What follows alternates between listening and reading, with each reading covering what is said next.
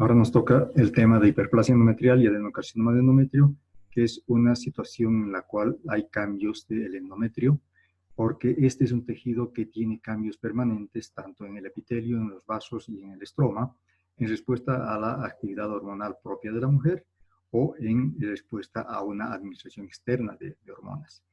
Este estímulo, cuando es solamente estrogénico, sin oposición gestágena, puede ser el que lleve a cambios endometriales a partir de la proliferación, que van a terminar con hiperplasia o inclusive pueden avanzar hacia un adenocarcinoma.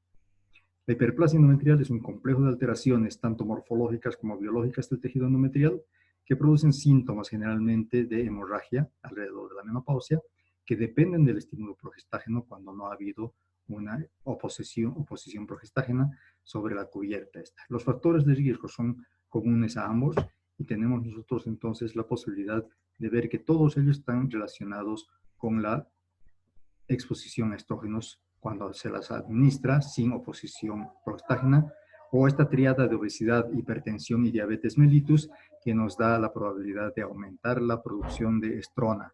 La menarca precoz menopausia tardía tiene tanto al principio como al final episodios de solamente producción estrogénica sin ovulación y por lo tanto tiene lo mismo.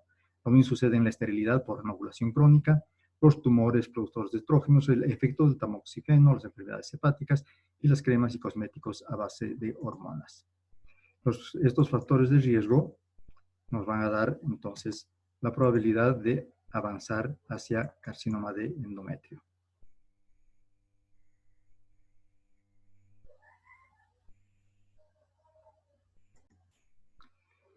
La hiperplasia se clasifica en hiperplasia simple o quística, hiperplasia compleja o adenomatosa, ambas cuando no tienen atipía de las células, tienen una progresión a cáncer del 1% y del 1 al 3% respectivamente. Mientras si se presenta con atipia celular, tienen un incremento en su producción de cáncer del 12 o hasta el 50%. Se dice que la hiperplasia adenomatosa con atipia celular puede coexistir con un carcinoma invasor hasta un 50% de los casos. La nueva nomenclatura de neoplasia intraepitelial endometrial todavía no tiene un consenso porque no ha habido una reacción directa de los médicos para poder dar este tipo de información. El diagnóstico generalmente se lo hace por la hemorragia, ¿no? Y es raro que tengamos pacientes asintomáticas en las cuales podemos encontrar células endometriales atípicas en la toma del Papa Nicolau, o cuando encontramos un trofismo en la misma citología no esperado para la edad, como si fuera una mujer más joven. Y la ecografía transvaginal nos muestra que el endometrio está en una característica de engrosamiento notable, como vamos a ver en algunas imágenes. La citología puede hacerse en forma ambulatoria, pero no hay mucha experiencia al respecto. El legrado o la aspiración completa de todo el tejido, y mejor si es que se hace de todo el tejido endometrial, y mejor si se hace segmentario, separando tanto el endometrio como el cuello uterino, nos da mejores resultados. La histeroscopía es el equivalente a la colposcopía en el cuello del útero, que nos permite identificar las zonas más sospechosas, pero por la coexistencia, habíamos dicho, de que puede existir un cáncer invasor al lado de una hiperplasia atípica, es mejor hacer un legrado homeo completo. Y muy rara vez apelamos a la resonancia magnética o TAC en casos muy especiales. La histopatología nos muestra que la hiperplasia simple tiene glándulas irregulares con poca formación de yemas o vaginaciones, mientras que en la hiperplasia compleja las glándulas están espalda contra espalda, se forman yemas, hay puentes y escasa estratificación. Y desde luego los núcleos están agrandados con nucleolos con masas cromatínicas. Mientras que en la atipia celular vamos a encontrar que los núcleos están con hipercromatismo, hay masas cromatínicas, el tamaño de los núcleos aumenta, la colocación de los núcleos también está fuera de su polaridad normal, que habitualmente están a nivel de la parte basal del tejido, las glándulas se ponen espalda contra espalda y tenemos también algunas alteraciones en el citoplasma. Esta es una imagen de una hiperplasia adenomatosa, ven ustedes cómo las glándulas están una pegada a la otra. El tratamiento de la hiperplasia sin atipia se puede hacer con progestágeno y la respuesta es del 50% que remiten, pero otro 50% o recidivan o persisten después del tratamiento, pero la progresión a cáncer es mínima, por lo cual no nos preocupa mucho y se puede mantener a la paciente con tratamiento estrógeno-progestágeno durante tiempo bastante prolongado. Mientras que la hiperplasia sin atipia celular, por su incidencia mayor hacia la transformación a cáncer, vamos a ver que la histerectomía es la posibilidad mejor. Mejor todavía si hacemos una histerectomía abdominal, porque nos permite analizar todas las otras situaciones alrededor del útero, como los ganglios, el peritoneo pelviano, etcétera, etcétera, ¿no es cierto? Y esto tiene que hacerse en base a la coexistencia de cáncer invasor. Hay mala respuesta al tratamiento médico y la medroxiprogesterona no funciona. Frecuentemente persiste o progresa cáncer invasor. Hay una mejor respuesta al acetato de megestrol, que es un progestágeno neoplásico, ¿no? Pero este tratamiento médico debe hacerse solamente temporal hasta que la mujer esté en condiciones de hacerse una cirugía, por ejemplo, una mujer muy obesa, o cuando ella admite hacerse la operación. El adenocarcinoma de endometrio, que es la progresión de la hiperplasia, está ocupando el 5º lugar en nuestro medio en base a la gran incidencia de cáncer de cuello uterino. Y aquí encontramos más mujeres posmenopáusicas que perimenopáusicas y tenemos 2 tipos patogénicos, los tumores que dependen de los estrógenos y los que no lo hacen. El tipo 1 son los tipos celulares endometrioides, que son más del 80% de los carcinomas, dependen de estrógenos, están bien diferenciados generalmente, se presenta más cerca a la menopausia, es de buen pronóstico y simulan las glándulas endometriales. Es importante valorar el grado de madurez celular, que el patólogo nos va a hablar en base a la cantidad de crecimiento sólido o no modular de este tejido y nos dirá G1, G2 o G3 si tenemos menos de 5%, entre 5 y 50% y más del 50% de todo el tejido examinado respectivamente en un desarrollo de tipo no modular. Y este siempre desarrolla desde hiperplasia. Hay unas variantes de este carcinoma de endometrio que son el que tiene diferenciación escamosa y la configuración bilioglandular, que es muy parecido a los carcinomas seroso-papilares que vamos a hablar dentro de un momento. El carcinoma secretor también es de buen pronóstico, tiene células bien diferenciadas con vacuolas, tiene un aspecto como un epitelio secretor temprano y tiene buen pronóstico, pero también hay que diferenciarlo de este carcinoma que vamos a hablar en un momento más. Y tenemos el carcinoma mucinoso, que tiene gran cantidad de mucina intracitoplasmática, es un tumor bien diferenciado y que tiene muy buen pronóstico. Por el contrario, los carcinomas de tipo 2, tenemos el carcinoma seroso papilar uterino, que se parecen a los tumores de la trompa o del ovario, los tumores malignos, con pedículos fibrovasculares a los cuales vamos a encontrar también las células adosadas allá, y estas calcificaciones que se llaman los cuerpos de Samoma, que cuando son grandes se pueden ver directamente en una radiografía simple de abdomen. El carcinoma de células claras, que hemos mencionado hace un momento, que rara vez lo encontramos como tal, sino que tiene un patrón mixto, ¿no? Tienen estas características y es muy agresivo. Y finalmente, en este grupo más básico, tenemos carcinoma escamoso, que es raro, rara vez se presenta puro, se acompaña de estenosis cervical. Todos estos tumores generalmente los vemos en mujeres de mayor edad, no dependen de estrógenos y se desarrolla a partir de un endometrio atrófico. Tenemos otros 2 tumores más que son no dependientes de estrógenos, que son el carcinoma mesonefroide, que tiene una estructura tubular o papilar, y el carcinoma neuroendocrino, que es un tumor muy agresivo, que tiene células pequeñas y puede secretar sustancias metabólicamente activas como las aminas y los péptidos. La inmunohistoquímica nos muestra gránulos neurosecretores. La clínica del adenocarcinoma, afortunadamente más del 95% se manifiesta por metrorragia, en la peri o posmenopáusica, solo un 5% son asintomáticas y hacemos el hallazgo igual que en la hiperplasia por la citología, en una histerectomía por cualquier otro motivo, por una ecografía o tomografía de otra causa. Y en las viejitas encontramos el hematopiometra que agrava el problema porque hace de que el tumor siga avanzando y sea más difícil su diagnóstico. Como el diagnóstico está en base al síntoma cardinal que es la metrorragia, tenemos que diferenciar esta hemorragia por otras causas, ¿no es cierto? Por atrofia, por miomas, por pólipos, por sarcoma o la misma administración de hormonas. Se hace por medio de la citología o aspiración en forma ambulatoria, o un legrado completo, o la biopsia por histeroscopía. La ecografía endovaginal, la sonohisterografía han ayudado mucho en el diagnóstico no invasivo y ocasionalmente apelamos a la tomografía y resonancia magnética, como vamos a ver en estas imágenes.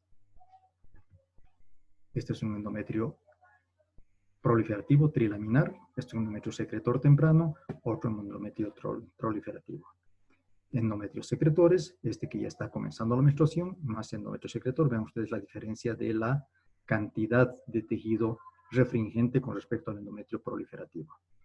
Nos ayuda la ecografía transvaginal para diferenciar también otras estructuras, como este es un mioma submucoso, vean ustedes que la ecoestructura es similar a la del mismo músculo uterino, mientras que el pólipo endometrial tiene una estructura muy parecida al endometrio secretor. Y este es un endometrio atrófico, lineal, muy delgadito. Cuando tenemos un hematometra con tejido endometrial atrófico, propio de la mujer, es un útero muy pequeñito, de la mujer anciana, ¿no es cierto? Y que esto puede estar manifestando no solamente un cáncer, pero sí por lo menos una estenosis del cuello uterino.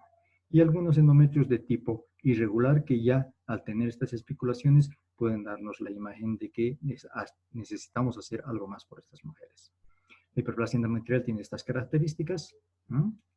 Engrosa notablemente. En una mujer ancianita esperamos de que este tejido no tenga más de 5 milímetros de espesor, ¿no? Mientras que en una mujer en edad reproductiva podemos llegar hasta 18 milímetros sin considerarlo patológico, ¿no?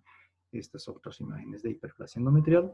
Y encontramos aquí que el efecto del tamoxifeno que puede determinar la aparición de una hiperplasia o un cáncer endometrial es muy parecido al aspecto endometrial en la hiperplasia sin este requerimiento, sin esta patología. Cuando tenemos ya el desarrollo de un cáncer, ven ustedes cómo el tumor se está introduciendo, está penetrando el músculo uterino. Y el Doppler nos ayuda a diferenciar un cáncer de una hiperplasia. Aquí en el cáncer tenemos un aumento de la resistencia y de la pulsatilidad y desaparece el notch diastólico. En consecuencia tenemos diferencia en el aspecto del ecodoppler. La resonancia magnética nos ayuda a ver la penetración del tumor hacia el miometrio, ¿no? Pero no permite ver muy bien a los ganglios. En cambio, la tomografía nos permite evaluar mejor a los ganglios. Este es un adenocarcinoma de endometrio que está localizado en la parte fundal del cuerpo uterino. ¿Cómo manejamos a estas mujeres?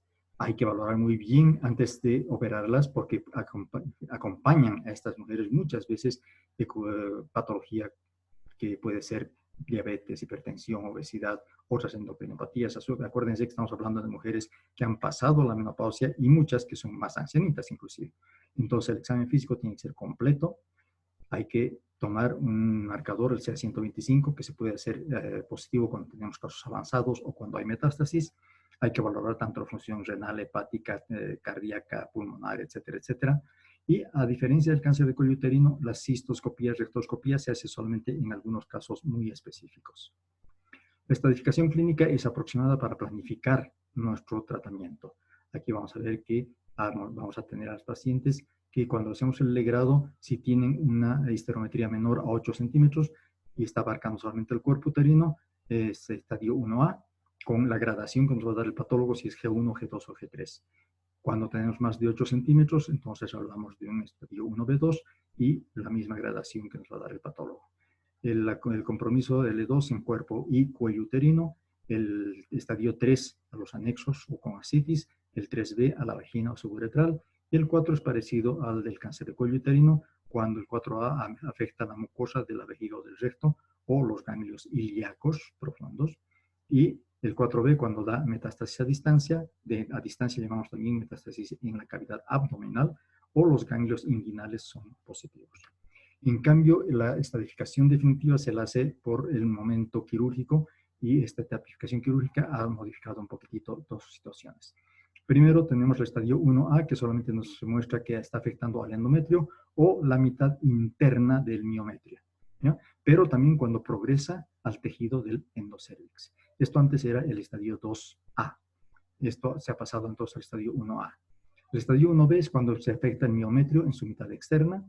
El estadio 2 es la invasión del estroma cervical, punto, ya no hay otra subclasificación. El estadio 3 tiene 4 subclasificaciones, el A, invasión de los anexos o los lavados positivos, el B, la metástasis vaginal suburetral, la metástasis al parametrio o al peritoneo pelviano. El 3C, cuando encontramos ganglios ilíacos pelvianos positivos, y el 3C2, cuando los ganglios paraórticos son los que están afectados. El estadio 4A es la mucosa de vejiga o recto infiltrados por el tumor, y el 4B, como habíamos dicho, metástasis a distancia, ganglios inguinales superficiales afectados o cuando tenemos afectación del abdomen superior por el tumor. ¿Cómo hacemos el tratamiento? En base a la estadificación. En el estadio 1 y el estadio 2A tenemos la histerectomía con salpingoforectomía bilateral, lavados peritoneales, biopsia ganglionar selectiva. Habíamos dicho que este estadio 2A ya ha desaparecido, en consecuencia esto se va a convertir en estadio 1A y 1B.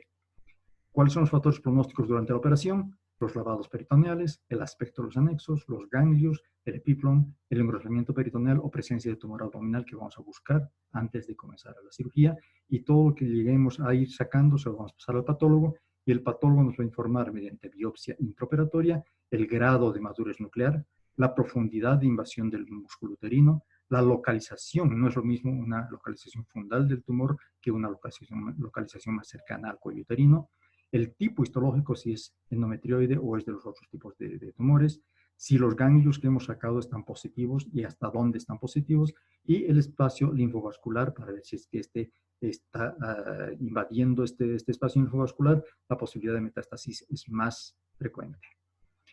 El estadio 2B para adelante, ¿no? En realidad aquí ya es el estadio 2 a secas, ya no es el 2B, es la histerectomía ampliada con un tipo Wertheim-Makes, ¿no? Con linfadenectomía ilíaca y paraórtica. Se puede hacer radioterapia externa, pre o posoperatoria. Generalmente hacemos posoperatoria porque no tenemos diagnóstico preciso hasta que no hemos sacado el útero. Y se puede hacer hormonoterapia en los tumores dependientes de estrógeno con el acetato de megestrol, que les decía es un progestágeno, pero de uso oncológico. Los estadios del 3 para adelante se hace un manejo individualizado con modalidades combinadas que incluyen una cirugía agresiva, radioterapia mixta, tanto por vía supraabdominal o intravaginal, el acetato de megestrol y además quimioterapia. Algunos casos que consideran inoperables una vez que hemos abierto el abdomen, se hace solamente el manejo del dolor, quimio-radioterapia preventiva y más que nada paliativa. Por el contrario, en los tumores no dependientes de estrógeno, el carcinoma seroso papilar uterino o el de células claras, se debe considerarlos como de alto grado y de alta peligrosidad, y la operación es una operación radical de tipo Wertheim-Makes con adición de radioterapia adyuvante postoperatoria, y se hace quimioterapia. Como ven ustedes, no se habla acá de la hormonoterapia porque como no son dependientes de hormonas, de estrógenos, no responden a este tratamiento. A pesar de que encontremos el carcinoma en etapas incipientes, la enfermedad que recurre es muy frecuente en este carcinoma. Eso es lo desagradable de este tumor, que cuando recurre a distancia se considera incurable, y cuando recurre a nivel del muñón vaginal se puede hacer braquiterapia y telerradioterapia si estamos en estadios que considerábamos eventualmente no necesaria esta adición. Se hace la quimioterapia en estos casos también con algún platino, cisplatino, carboplatino, doxorubicina o taxotere. Esto ya es manejo del oncólogo clínico, nosotros simplemente lo mencionamos acá. La hormonoterapia es poco efectiva a pesar de que la enfermedad recurrente se haga a consecuencia de un tumor hormonodependiente, pero pueden aplicarse tratamientos en base a agonistas o antagonistas de la hormona liberadora de neutrofinas.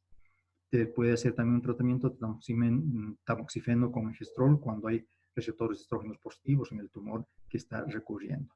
Y finalmente, en algunos casos muy específicos, se puede hacer esta gran operación que es la exenteración pelviana, que debe considerarse siempre como un efecto curativo y no solamente paliativo. Cuando indicamos radioterapia adyuvante, cuando tenemos pacientes con parámetros de alto riesgo. ¿Cómo hacer? Durante la operación, presencia de ganglios positivos, extensión hacia el cuello uterino, márgenes de sección positivos a enfermedad. Cuando encontramos enfermedad fuera del útero, en las trompas, en el peritoneo pelviano, un tumor muy indiferenciado, o cuando tenemos un tumor simple, un carcinoma estadio 1, el miometrio externo comprometido, es mejor hacerle radioterapia adyuvante. La braquiterapia solamente se hará en casos seleccionados si existe invasión del estroma cervical o recurrencia central. Eso es todo lo que queremos compartir con ustedes para que tengan alguna idea de lo que es la hiperplasia y el adenocarcinoma de endometrio. Muchas gracias.